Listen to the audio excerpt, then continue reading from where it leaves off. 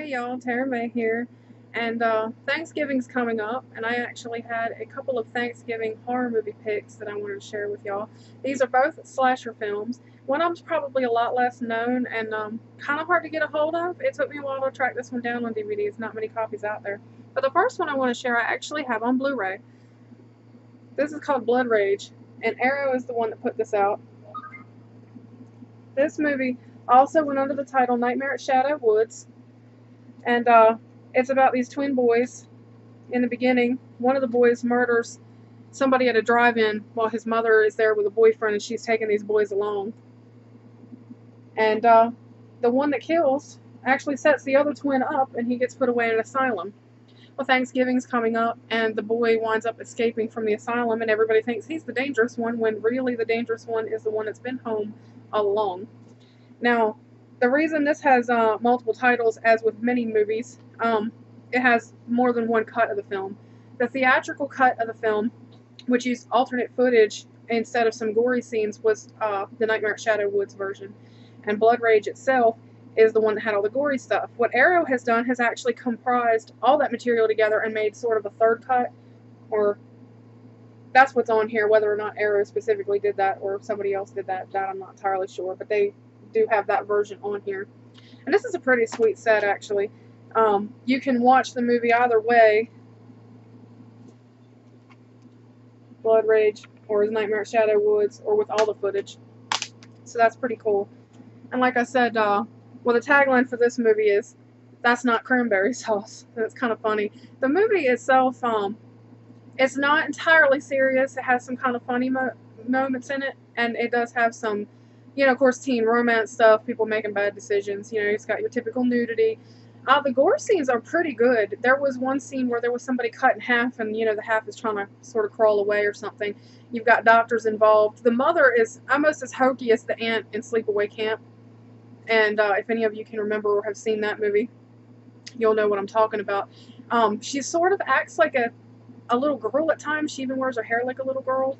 But she's actually, this adult woman that's cared for these boys. She really kind of has detached herself from the one that's in the hospital, rarely sees him. And all he wants is his mother's love. It's part of the reason he's coming home for the holidays. And the mother's also about to get remarried. And so I guess it seems like that was the motivation early on. They never really specifically say that. It's kind of a loose thread there. But I guess that's the motivation for the twin that had been home the whole time to start the killing again. This is not one of those that it's ever a secret as to who the killer is. You know the whole time that the other one's been set up. But it's fun to watch the other characters who don't know that twin was set up when they encounter him, and they talk about how weird and creepy he was. But he was sort of raised in an asylum and didn't need to be, so it's kind of one of those crazy. It's a good, fun, very 80s flick. And like I said, it's not too serious. It's got a pretty good body count going. And I would definitely encourage watching the version that includes both sets of footage in it, just to really well round it out. But it is fun to go back and watch it both ways. I used to own a DVD cut of the theatrical version, which didn't have the gore in it and stuff. But that was the easiest to find. Otherwise, you kind of had to track down an old VHS, stuff like that. Okay, so that's my first Thanksgiving slasher.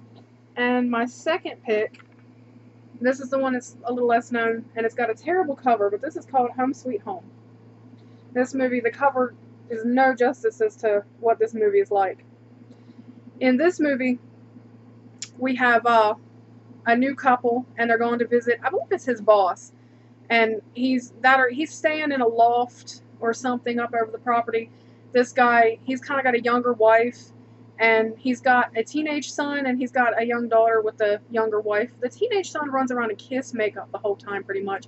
Sometimes brings out a guitar and everything else. There's some other house guests over. And there is a crazy escaped lunatic in this one as well. But this guy, he is this big, goofy guy, and he's just brutal. He doesn't really say a whole lot. He just kind of pummels people, and they never really give a reason other than he was an escaped lunatic. So that was his whole motivation, is he escaped, he's making his way through there, these people are just people he happens to pass by, and he doesn't pass by people and leave them alive. So he's pretty much slaughtering the people in this house. So kind of watching this one is fun, and of course you get your obligatory nudity and the kind of corny, cheesy lines and stuff like that. Again, not something you take super serious, especially the killer. The killer is almost up there with something you would see in a trauma movie, but The movie is a little more serious than a Troma movie. You know, it's not quite that goofy and all that. I mean, when you say a Troma movie, if you know Troma movies, you know that distinct feel. But it is really a good one in many ways for that whole 80s vibe, and just to see the kind of B independent, you know, old video rental thing. And you may have seen this one in your childhood. This movie, I'm not exactly sure what year it came out. I should have looked that up. But I'm pretty sure it was the later 80s. But I do know that the kid with the kiss makeup, he's hilarious.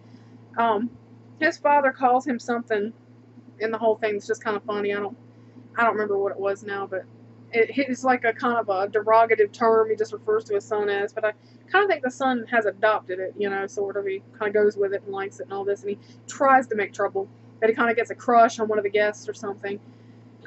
And there's just some funny situations. I mean, obviously there's flaws you can point out and stuff, so it's kind of a fun one you can enjoy with somebody probably. Just for that alone, just say, oh, look at this crazy crap, you know. But those are the two movies I would pick for Thanksgiving time. As far as horror movies go, I know some people have been tweeting. Whoop, drop it. Some people have been tweeting about how some of the they don't know too many Thanksgiving horror movies.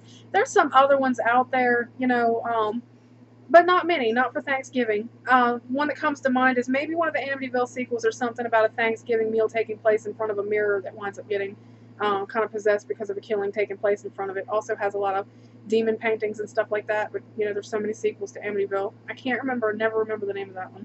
Came out in the 90s. And then it would have been great if the trailer that was in the Grindhouse movies with Death Proof and Planet Terror would have actually been made, because that just looked great with the Thanksgiving Day parade and the cheerleader, and she, you know, goes down on the knife sticking up in the trampoline and stuff like that. Would have been a great one if they really made that. But since that movie doesn't exist, you always have Blood Rage and you always have Home Sweet Home. So I hope if you haven't seen these movies that you check them out if you can. I think Home Sweet Home may still be on YouTube. I think that's where I viewed it first. So check it out there if you can. And leave comments below, subscribe, like, and follow me on Twitter if you want to at TaraMay79. That's TARAMA79. You can ask me anything there. You can make recommendations to me of things that I may review for you. And ask me any questions. I don't mind answering questions on stuff. So I hope you enjoyed it, and until next time, have a good holiday.